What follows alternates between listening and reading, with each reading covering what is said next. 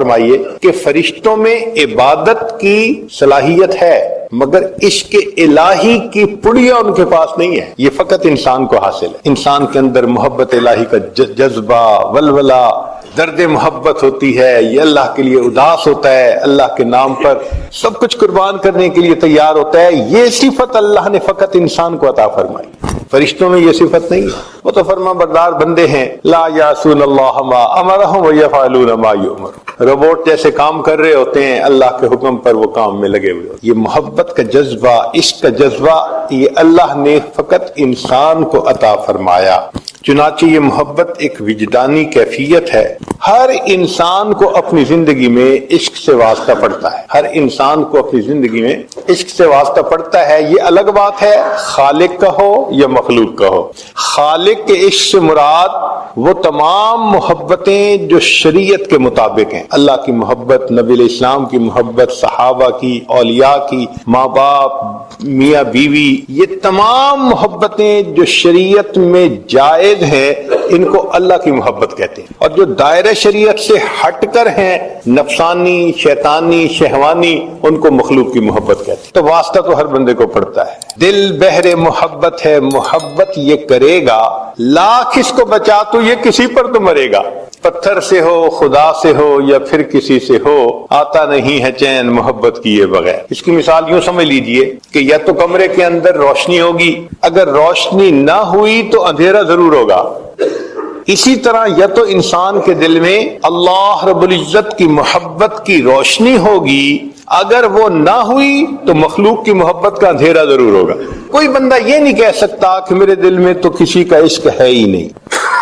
ہاں، اس کا فطری طور پر اس کا مادہ فطری طور پر ہر انسان کے خمیر میں رکھ دیا، جب ماحول مناسب ملتا ہے تو پھر وہ پھلتا پھولتا ہے۔ جیسے بیج ہوتا ہے نا، بیج کو مناسب زمین مل جائے، ماحول مل جائے تو درخت بن جاتا ہے، پھل پھول دیتا ہے۔ مناسب ماحول نہ ملے تو بیج الٹا مر جاتا ہے۔ اسی طرح محبت کا لفظ حبہ سے بنا ہے، اور حبہ عربی میں دانے کو کہتے ہیں، یہ دانے ہیں۔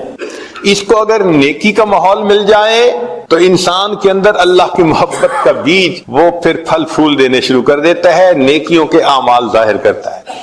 اور اگر ماحول مناسب نہ ملے تو یہ پھر بیج مر جاتا ہے۔ چنانچہ سمندر کے اندر جب چاند کی پہلی تاریخ ہوتی ہے تو سمندر بالکل کام اینڈ کوائٹ ہوتا ہے، کوئی لہریں نہیں ہوتی، لیکن جب 14ویں کا چاند ہوتا ہے نا تو مد جزر ہوتی ہے، ہائی ٹائیڈ اس کو کہتے ہیں۔ حتیٰ کہ اس کے باقاعدہ سکیجول بنے ہوئے ہیں، اور جو بحری جہاز چلتے ہیں وہ اس کا خیال رکھ کے چلتے ہیں کہ ایسا نہ ہو کہ کہیں ہائی ٹائیڈ میں جہاز کسی ایکسیڈنٹ کا شکار نہ ہو جائے، ڈوب جاتے ہیں جہاز۔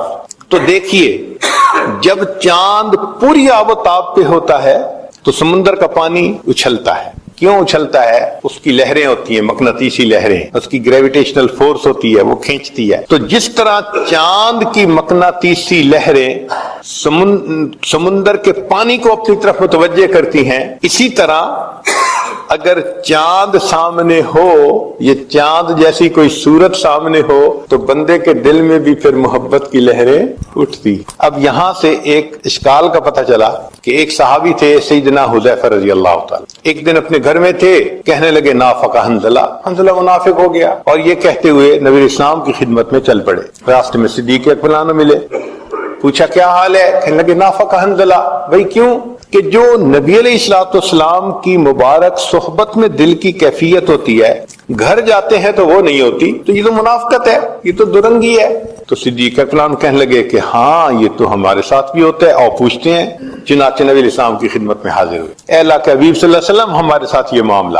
نبی علیہ الصلوۃ والسلام نے فرمایا، حذیفہ، جو کیفیت میری صحبت میں تمہارے دل کی ہوتی ہے، اگر ہر وقت رہے تو فرشتے راستہ چلتے تم سے مسافہ کرنے لگ جائیں۔ یہ تو گائے گائے کہیں کہیں ہوتی ہے۔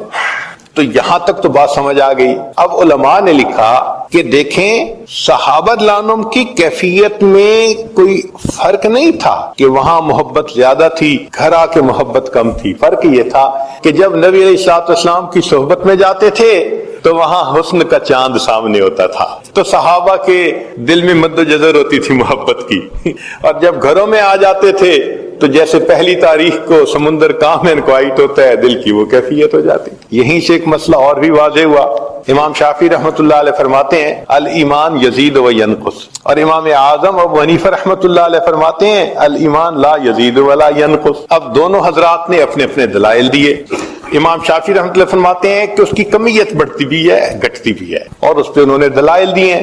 امام اعظم رحمۃ اللہ نے فرمایا نہیں، مقدار وہی رہتی ہے، اس کی کیفیت گھٹتی بڑھتی ہے. چنانچہ امام اعظم رحمۃ اللہ علیہ کی جو بات تھی اس کو علماء نے کہا کہ وہ زیادہ ٹھوس تھی، اضبط تھی مضبوط کی بجائے. اور اس کی بھی یہی دلیل تھی کہ امام صاحب کہتے ہیں کہ جس طرح سمندر کا پانی پہلی تاریخ کو بھی مقدار میں اتنا ہی ہوتا ہے اور 14 تاریخ کو بھی مقدار میں صرف مد و جزر کا فرق ہوتا ہے. یہی ایمان کی کمی بیشی ہے کہ انسان اپنی ایمان کی کیفیت میں کبھی کمی اور بیشی محسوس کر رہا ہوتا ہے، مقدار میں کمی بیشی نہیں ہوتی، وہ وہی ہوتی ہے. اس لیے شریعت نے کہا کہ تم اپنی نگاہوں کی حفاظت کرو. جو نگاہوں کی حفاظت کرے گا یقیناً وہ پاک دامنی کی زندگی گزارے گا. جس کی نظر محفوظ نہیں ہوگی وہ پاک دامنی کی زندگی نہیں گزار سکے گا. امام اعظم امام ربانی مجدد ثانی رحمۃ اللہ نے لکھا ہے کہ آنکھ کا دیکھنا ابتدا ہے اور پھر زنا کا ارتکاب یہ اس کی انتہا ہے.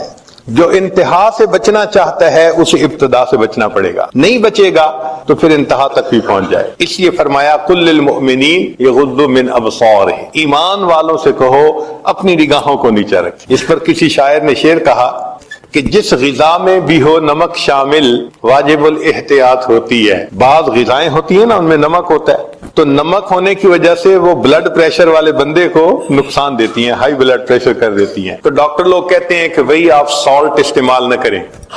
تو اس پر شاعر نے شعر کہا کہ جس غذا میں بھی ہو نمک شامل واجب الاحتیاط ہوتی ہے، جن کی صورت میں ہو نمک شامل واجب الاحتیاط ہوتے ہیں. کچھ صورتیں بھی ہوتی ہیں ان میں بھی نمکین صورتیں ہوتی ہیں. نمکین کیوں کہا کہ بار بار دیکھنے کو دل کرتا ہے. میٹھا بار بار نہیں کھانے کو دل کرتا، میٹھے سے بندہ تنگ آ جاتا ہے. چنانچہ ہم بچپن میں اپنے اسکول میں انگریزی کی کتاب میں سٹوری پڑھتے تھے. ایک بادشاہ کی کئی بیٹیاں تھیں، اس نے پوچھا کہ کون مجھ سے زیادہ محبت کرتا ہے. کسی نے کہا میں شہد کی طرح، کسی نے کہا میں مٹھاس کی طرح، کسی نے کوئی میٹھی چیز. سب نے میٹھی چیزوں کا تذکرہ کیا. ایک بیٹی نے کہا ابو مجھے آپ سے محبت ہے نمک کی طرح. تو باپ کو بڑا غصہ آیا، اس نے اس کو سزا دی. خیر سزا اس نے برداشت کر لی. پھر ایک وقت آیا کہ سب بچیوں کی شادی ہو گئی. اب جب شادی ہو گئی تو ایک دن بادشاہ اپنی اس بیٹی کے گھر آیا جس سے اس کو کہا تھا کہ مجھے آپ سے نمک کی طرح محبت ہے. تو خیر بچی نے اپنے باپ کے لیے بہت درجنوں کھانے بنائے، سب میٹھے. خیر ایک وقت تو اس نے کھا لیے کھانے. جب دوسری دفعہ پھر میٹھا، وہ تنگ آ گیا، کہنے لگا بیٹی ہر وقت تو میٹھا نہیں کھایا جاتا، نمک کھانے کو دل کرتا ہے. کہنے لگے ابا جان میں نے کیا کہا تھا، ساری عمر نمکین کھانا کھاتے رہیں گے تنگ نہیں ہوں گے، میٹھے سے تنگ ہو جائیں گے، نمک سے تنگ نہیں ہو گیا. تو نمکین چیز کو بار بار کھانے کو دل کرتا ہے. اس لیے اس دنیا میں ہر انسان کے دل میں اللہ رب العزت کے ساتھ محبت ہوتی ہے، صرف ماحول ملنے کی بات ہوتی ہے. آپ دیکھیں کوئی بہت ہی گناہگار انسان ہو، گناہوں میں لتھڑا ہوا، اس کو بھی ذرا نیکی کے ماحول میں آپ لے کے آئیں، آپ دیکھیں اس کے اندر اللہ کی محبت کا جذبہ بیدار ہونا شروع ہو جائے. اس لیے نبی علیہ السلام نے فرمایا خیارکم فی الجاہلیت خیارکم فی الاسلام اذا فقہوا، کہ جو تم میں سے بدکاری میں آگے بڑھے ہوئے تھے جاہلیت میں، نیکی پر آئیں گے تم سے آگے بڑھ جائیں گے جب وہ سمجھ پا جائیں گے. تو جذبہ تو اندر ہوتا ہے نا بندے کے. تو یہ محبت کا جذبہ اللہ رب العزت نے ہر بندے کے دل میں رکھا، صرف اس کو مناسب ماحول ملنے کی ضرورت ہوتی ہے. چنانچہ اس کائنات میں جتنا اللہ رب العزت کو چاہا گیا، جتنا اللہ تعالیٰ سے محبت کی گئی، جتنا ٹوٹ کے اللہ سے پیار کیا گیا، جتنا تنہائیوں میں اللہ کو یاد کر کے آنسو بہائے گئے، جتنا راتوں کو اللہ کو پکارا گیا یا اللہ کے لیے انسان اداس ہوا، کوئی دوسری ہستی ایسی نہیں کہ جس سے اتنی محبت کی گئی ہو. یہ فقط اللہ کی شان. ہم ہوئے تم ہوئے کہ میر ہوئے، اس کی زلفوں کے سب اسیر ہوئے. سب اللہ کے چاہنے والے. ندانما گل خنداں چ رنگ بو دارد کہ مرغ ہر چمنے گفتگو او دارد. میں نہیں جانتا کہ اس مسکرانے والے پھول کی رنگ اور خوشبو کیسی ہے کہ باغ کے ہر پرندے کو میں نے اسی پھول کی گفتگو کرتے ہوئے سنا ہے۔ تو اللہ رب العزت کا بھی یہی معاملہ، جتنے آپ سب حضرات یہاں آئے بیٹھے ہیں، اللہ کی محبت آپ کو کھینچ کے لائی ہے، ہر بندے کے دل میں ہوتی تو ہے نا، ہاں کم یا زیادہ یہ الگ چیز ہے۔ اب دیکھیے پانی، اگر آپ گرمی کے موسم میں ٹیپ واٹر کو لیں، آپ کہیں گے جی ٹھنڈا پانی ہے، مجھے گرم چاہیے۔ اب عام حالات میں برف کے بغیر تھا تو اس کو گرم کہا، پھر ایک وہ بھی پانی گرم ہوتا ہے جس سے ہاتھ دھلواتے ہیں، نیم گرم، اور ایک چائے کے لیے بھی کھولتا ہوا پانی گرم، تو تینوں کے لیے لفظ تو گرم کا استعمال ہوا، مگر ایک کم گرم تھا، ایک درمیانہ گرم تھا، ایک زیادہ گرم تھا۔ اسی طرح محبت ہر ایمان والے کے دل میں اللہ کی ہوتی ہے، جس نے بھی کلمہ پڑھا اس کے دل میں اللہ کی محبت موجود ہے، بس اتنا فرق ہے کہ کسی کے دل میں ذرا کم ہوتی ہے، کسی کے دل میں درمیانی ہوتی ہے، اور کسی کے دل میں بہت گرم ہوتی ہے، ٹھاٹھے مار رہی ہوتی ہے، یہیں سے فرق پڑ جاتا ہے۔ اور ان محفلوں میں، مسجدوں میں آ کے ہم نے اسی محبت کو اور بڑھانا ہوتا ہے تاکہ ایک جذبہ محبت کا دل میں آ جائے اور انسان کے لیے پھر اللہ رب العزت کی عبادت کرنی آسان ہو جائے۔ اگر یہ محبت الہی انسان کے دل میں نہ ہو تو پھر انسان کی قیمت ہی کیا ہے؟ چنانچہ فرمایا کچھ اور ہی نظر آتا ہے کاروبار جہاں، نگاہ شوق اگر ہو شریک بے نائی، نگاہ شوق میسر نہیں اگر تجھ کو، تیرا وجود ہے قلب و نظر کی رسوائی۔ اگر انسان کے اندر عشق والی نظر ہی نہیں تو پھر اس کے اندر ہے کیا؟ پھر اس کو دوسرے جانداروں پر فضیلت کس لحاظ سے ہے؟ اسی لیے تو ہے کہ یہ اللہ رب العزت سے محبت کرتا ہے، اللہ رب العزت کے اوپر اپنی جان دیتا ہے۔ عقل و دل و نگاہ کا مرشد اولی ہے عشق، عقل و دل و نگاہ کا مرشد اولی ہے عشق، عشق نہ ہو تو شرع و دین بت قدائے تصورات۔ اگر دین سے محبت الہی کو نکال دیا جائے تو پیچھے چند تصورات کے اور کیا بچتا ہے؟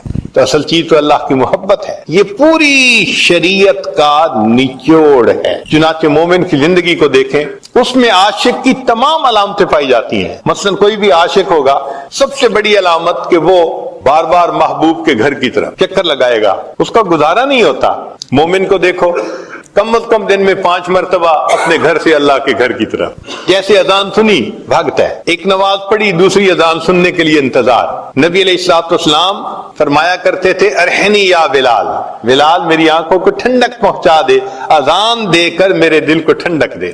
نبی علیہ الصلوۃ والسلام کو اذان اتنی اچھی لگتی تھی، چنانچہ سیدہ صدیقہ لانا فرماتی ہیں کان رسول اللہ صلی اللہ علیہ وسلم یحدثنا ونحدثہ، کہ نبی علیہ السلام ہم سے گفتگو کر رہے ہوتے تھے، ہم نبی علیہ السلام سے گفتگو کر رہے ہوتے تھے، لیکن جیسے ہی اذان کی آواز آتی تھی کأنہ لم یعرفنا ولم نعرفہ، ایسے نبی علیہ السلام اذان کی آواز سن کے ہو جاتے تھے وہ ہمیں نہیں پہچانتے، ہم ان کو نہیں پہچانتے، بیگانہ ہو جاتے تھے۔ کیوں؟ اس وقت نماز کے لیے مسجد میں تشریف لے آتے تھے۔ ایک اور حدیث مبارکہ میں فرمایا کہ وَإِذَا سَمِعَ الْأَذَانَ كَأَنَّهُ لَا يَعْرِفُ أَحَدًا مِّنَ النَّاسِ، نبی علیہ السلام ایسے ہوتے تھے کسی بندے کو پہچانتے ہی نہیں ہے، جیسے بس محبوب کی آواز آ جاتی تھی کانوں میں، اللہ اکبر، اب ہر طرف سے ہٹ کٹ کے مسجد کی طرف جانے کی تیاری ہو جاتی تھی۔ تو مومن دن میں 5 مرتبہ اپنے محبوب کے گھر کی طرف وضو کر کے چلتا ہے۔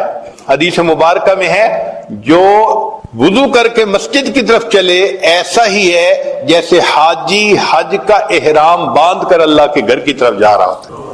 تو دیکھو چکر لگے نا مسجد کے، اور مسجد میں آ کے پرسکون، المؤمن فی المسجد کالسمک فی الماء، جیسے پانی میں مچھلی پرسکون ہو جاتی ہے، مومن مسجد میں آتا ہے تو اس طرح پرسکون ہو جاتا ہے، کیونکہ محبوب کا گھر ہے، یہاں اللہ رب العزت کی محبت کا جذبہ پورا ہوتا ہے۔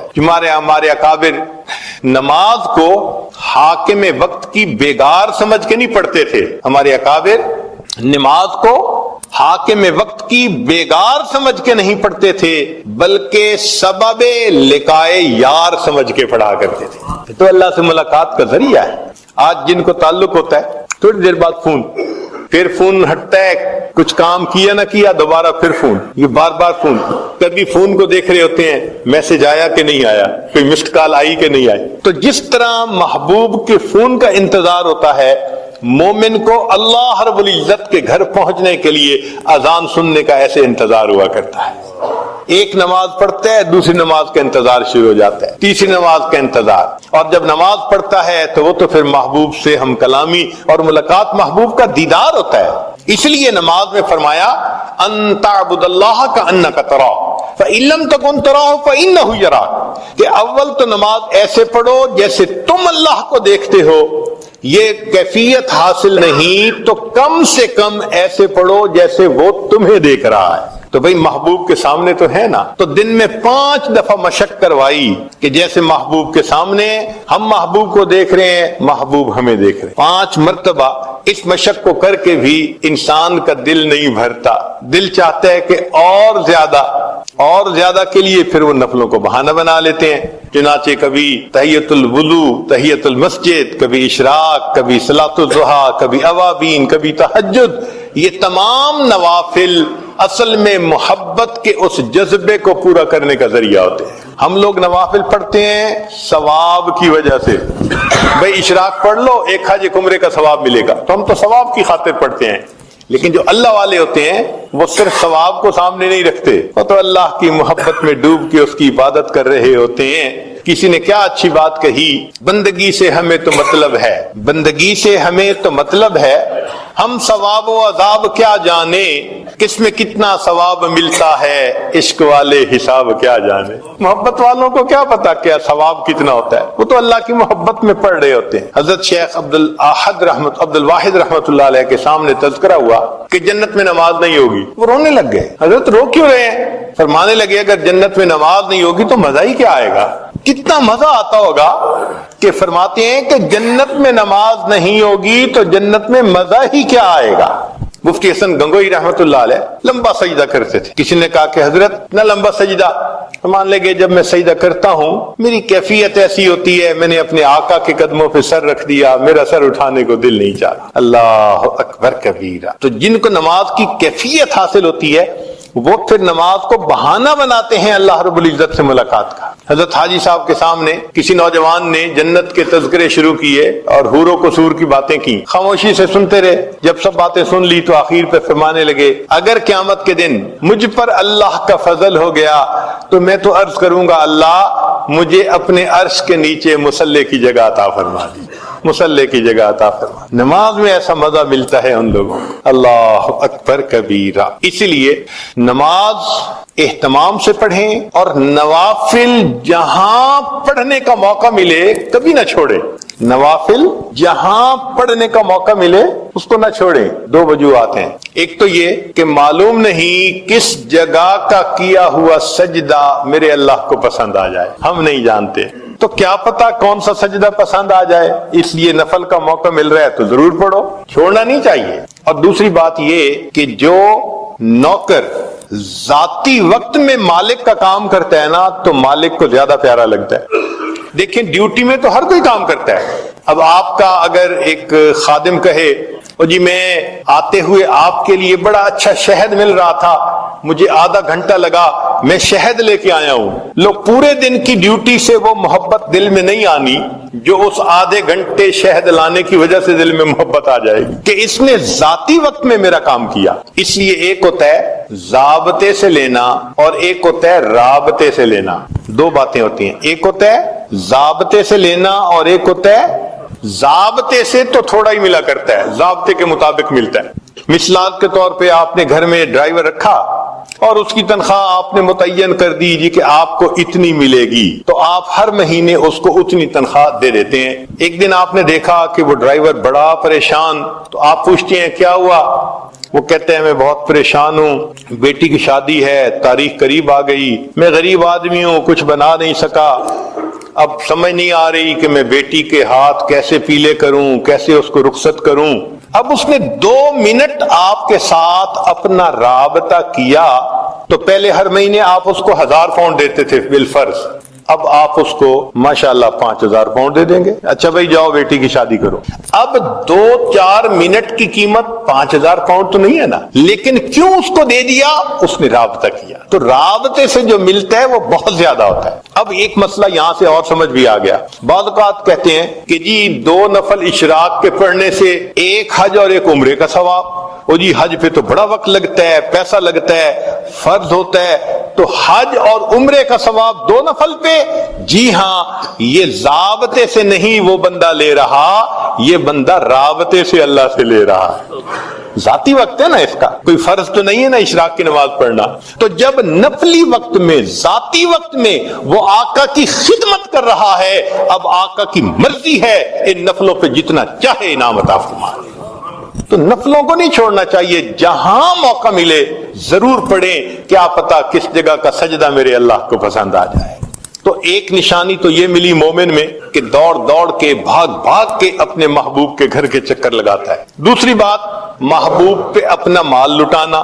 دنیا داروں کو دیکھا، کہیں تعلق ہوتا ہے تو گفٹ بھیجے جا رہے ہیں، دیے جا رہے ہیں، اور مال لٹایا جا رہا ہے، شاپنگ کروائی جا رہی ہے۔ تو مومن کو دیکھو، اللہ کے حکم پہ زکوٰۃ بھی دے رہا ہے، صدقات بھی دے رہا ہے، اللہ کے راستے میں مال لٹا رہا ہوتا ہے نا، دے رہا ہوتا ہے نا اللہ کے راستے میں۔ تو مومن بھی اللہ کے نام پہ اپنا مال لٹاتا ہے۔ بلکہ حدیث مبارکہ میں ہے کہ جب رمضان کا مہینہ آتا تھا، اللہ کے محبوب صلی اللہ علیہ وسلم اپنے دونوں ہاتھوں سے مال اللہ کے راستے میں صدقہ فرمایا کرتے، اتنا صدقہ کرتے تھے اللہ کے راستے۔ تو مومن خوش ہوتا ہے اللہ کے راستے میں اپنا مال دے کر۔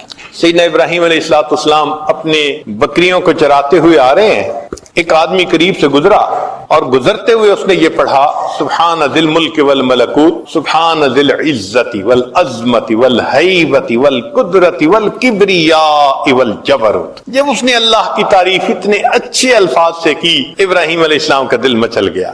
دل نے کہا ایک مرتبہ پھر اپنے محبوب کی بات سنو، اے بھائی ذرا یہ الفاظ پھر کہہ دے۔ اس نے کہا جس کے بدلے کیا دیں گے؟ اچھا بھئی آدھا بکریاں کا ریوڑ جو ہے نا وہ آپ کا ہو گیا، یہ الفاظ کہہ دیجئے۔ اس نے پھر کہہ دیے۔ اب جب دوبارہ یہ تعریف سنی تو دل پھر مچل اٹھا۔ دل نے کہا کہ پھر سنے، بھائی ایک مرتبہ اور کہہ دیجئے۔ بھئی اب کیا دیں گے؟ بھئی بقیہ آدھا ریوڑ بھی آپ کا ہو گیا۔ اس نے پھر یہ کلمات پڑھے۔ جب پھر کلمات پڑھے تو دل نے کہا ہوتی رہے ثنا تیرے حسن و جمال کی، اے محبوب تیرے حسن کی یہ باتیں کرتا رہے، عظمت کی بات کرتا رہے، میں سنتا رہوں۔ اے بھائی ایک مرتبہ اور کہہ دو۔ اس نے کہا اب تو بکریاں بھی نہیں، اب کیا دیں گے؟ فرمایا ان بکریوں کو چرانے کے لیے چرانے والے کی ضرورت ہوگی، میں تمہاری بکریاں چرا دیا کروں گا، تم یہ الفاظ کہہ دو۔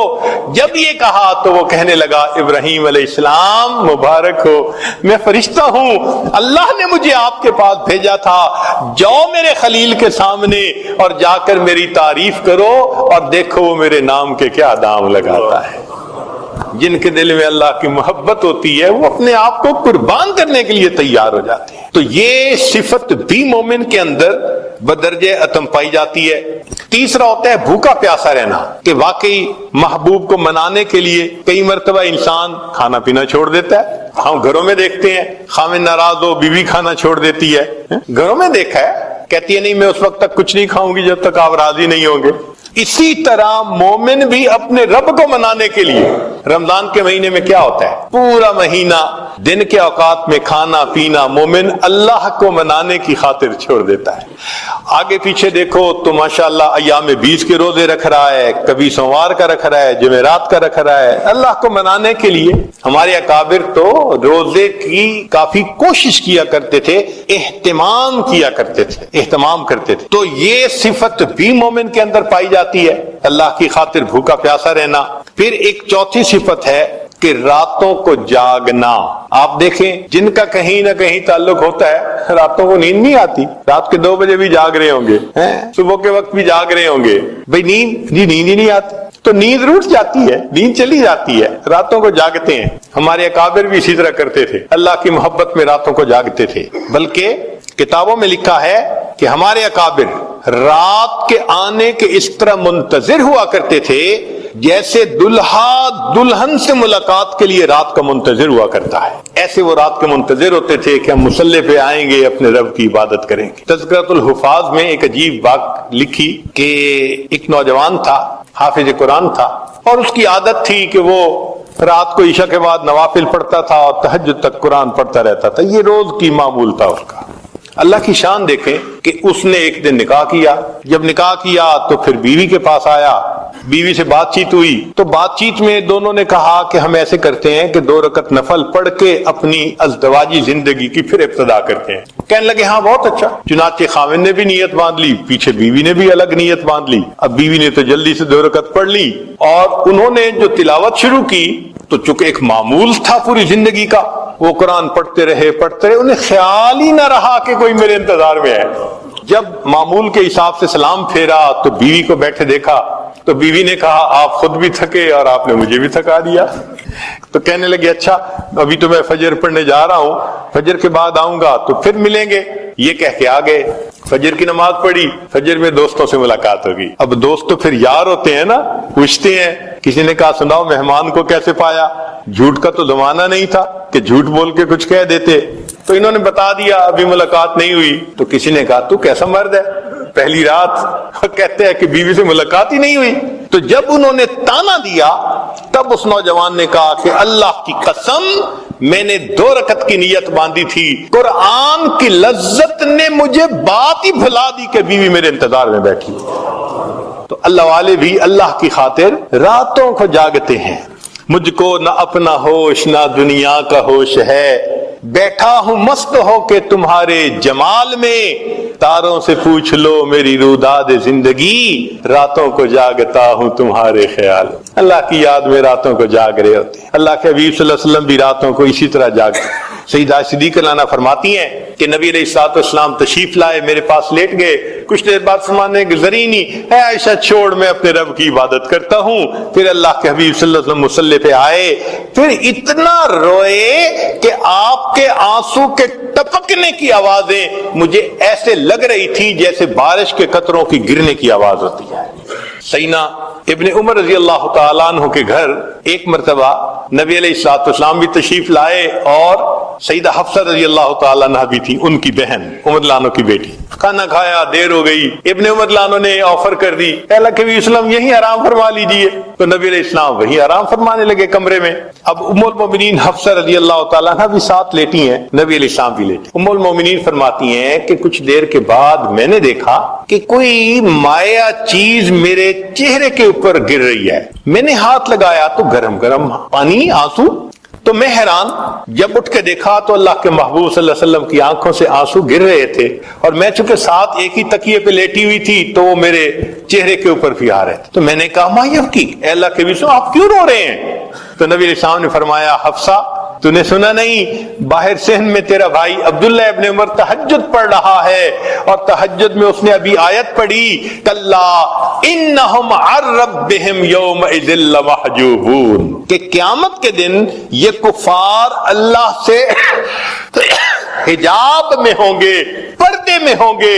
یہ آیت سن کر مجھے رونا آ گیا، اللہ میری امت کو حجاب کا عذاب عطا نہ فرمانا۔ پھر فرمایا حفصہ انا مشتاق و بی اشتیاق، میں مشتاق ہوں، میں اللہ کا عاشق ہوں، میرے دل میں اللہ کی محبت نے تڑپ لگا دی۔ تو مومن تو اللہ کی خاطر راتوں کو جاگتا ہے، عبادت میں لگا رہتا ہے۔ 5ویں خوبی کہ کبھی کبھی محبوب کو منانے کے لیے انسان ضد کر کے بیٹھ جاتا ہے کہ جی بس میں تو آپ کے قدموں میں بیٹھا ہوں، جب تک نہیں مانیں گے میں قدموں میں سے نہیں اٹھوں گا۔ یہ ڈیرے ڈالنا یہ بھی منانے کا ایک طریقہ ہے۔ جیسے حضرت تھانوی رحمۃ اللہ علیہ، ان کے ایک اجل خلیفہ تھے حضرت خواجہ عزیز الحسن مجذوب رحمۃ اللہ علیہ، خانقاہ میں تھے، تربیت اصلاح کے لیے رہتے تھے۔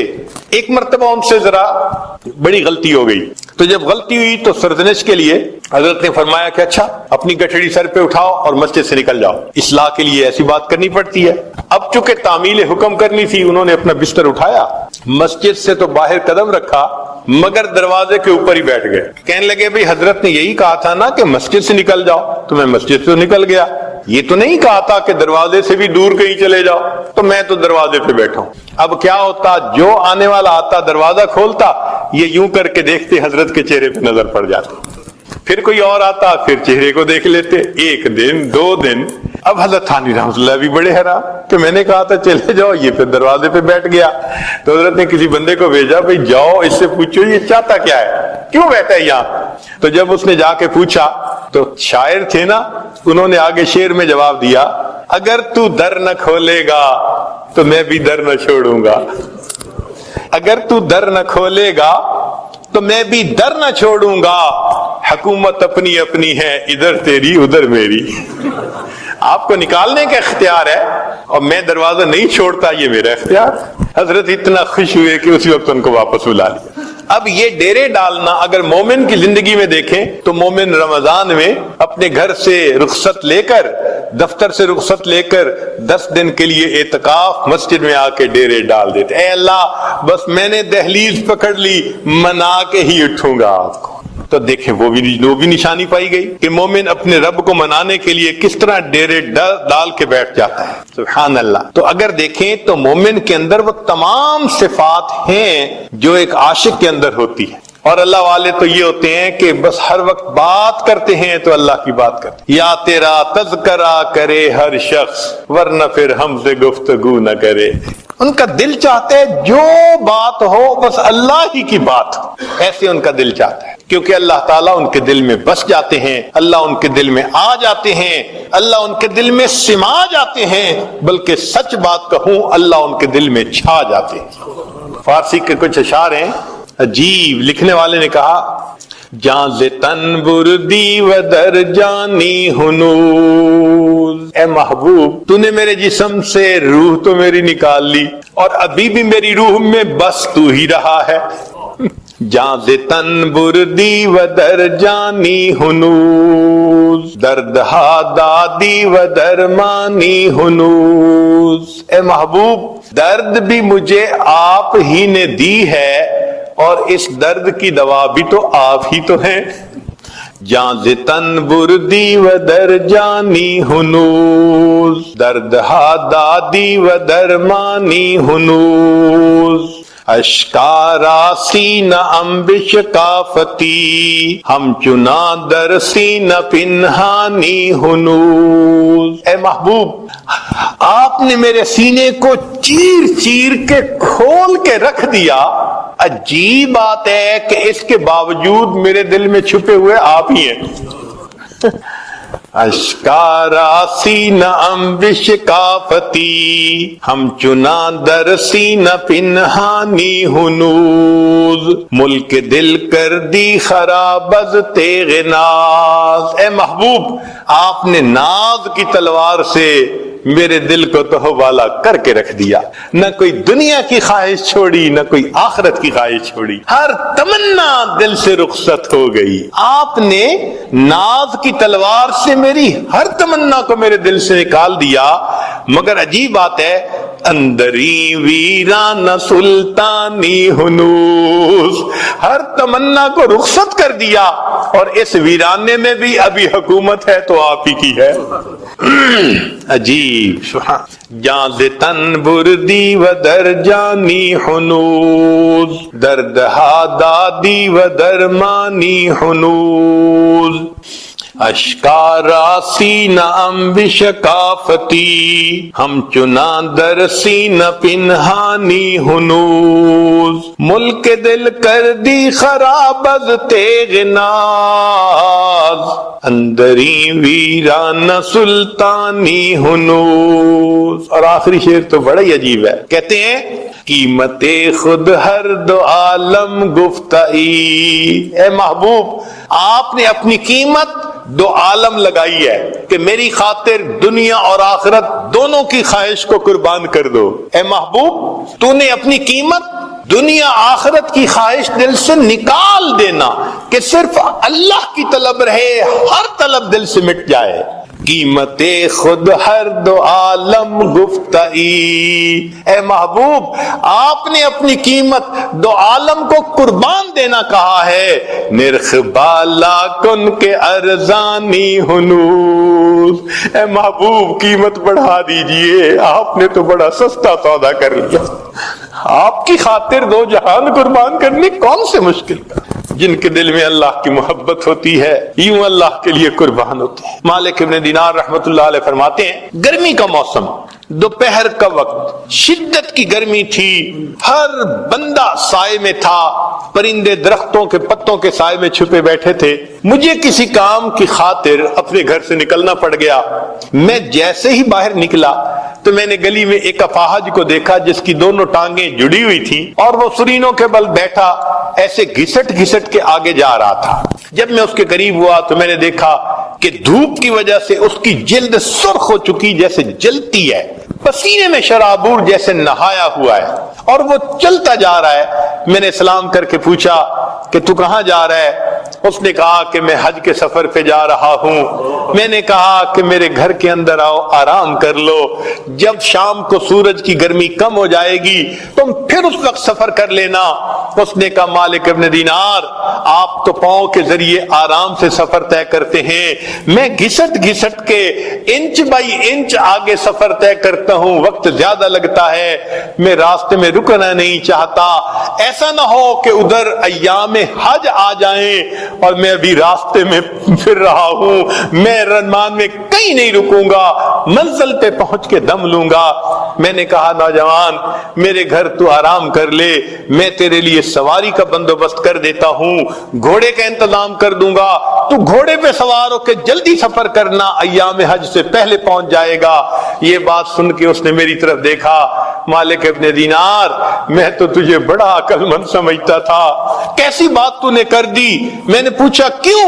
کہنے لگا یہ بتائیں اگر کوئی غلام اپنے مالک کو ناراض کر بیٹھے اور پھر معافی کے لیے مالک کے سامنے جانے کا ارادہ کرے، بتاؤ پیدل جانا اچھا لگتا ہے یا سواریوں پہ سوار ہو کے جانا اچھا لگتا ہے؟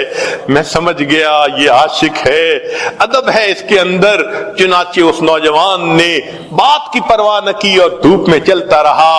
اللہ کی شان، اسی سال مجھے بھی اللہ نے حج کی توفیق عطا فرما دی۔ جب پہلے دن میں نے جمرہ عقبہ کو بڑے جمرے کو کنکریاں مار لی تو اس کے وقت میں نے دیکھا لوگوں کا مجمع ہے، کچھ دیکھ رہے ہیں۔ پوچھا کون؟ کہنے لگے ایک نوجوان ہے، دعائیں مانگ رہا ہے، سب اس کی دعائیں سن رہے ہیں۔ میں نے کہا ذرا مجھے بھی راستہ دو۔ اندر دیکھا وہی نوجوان میں نے دیکھا، احرام باندھا ہوا تھا، اللہ سے دعائیں مانگ رہا تھا، اللہ سب لوگ پاؤں پہ چل کے سواریوں پہ چل کے تیرے گھر کی طرف آئے، میرے مولا میں تو گھسٹ گھسٹ کے تیرے گھر کی طرف پہنچا، میں نے تیرے گھر کا طواف بھی کیا، اللہ میدان عرفات کا وقوف بھی کیا، مزدلفہ کا وقوف کیا، اللہ اب میں نے اس شیطان کو کنکریاں مار کے اپنی نفرت کا اظہار کر دیا، میرے مولا اب قربانی کا وقت ہے۔ یہ سارے لوگ صاحب استطاعت ہیں، یہ جائیں گے جا کے جانوروں کو قربان کریں گے، اللہ تو جانتا ہے میرے پاس احرام کے سوا کچھ نہیں، اللہ میں اپنی جان آپ کے نام پہ قربان کرنا چاہتا ہوں، اللہ مجھ سے جان کا نذرانہ لے لیجئے۔ یہ کہہ کے اس نوجوان نے کلمہ پڑھا اور وہیں پر فوت ہو گیا۔ جن کے دل میں اللہ کی محبت ہوتی ہے وہ تو اللہ کے نام پہ اپنی جانیں قربان کر دیتے ہیں۔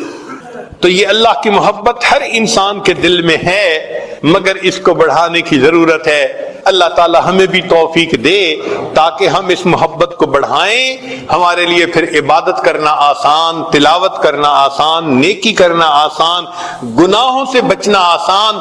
اللہ کی محبت ہر چیز کو آسان کر دیتی ہے۔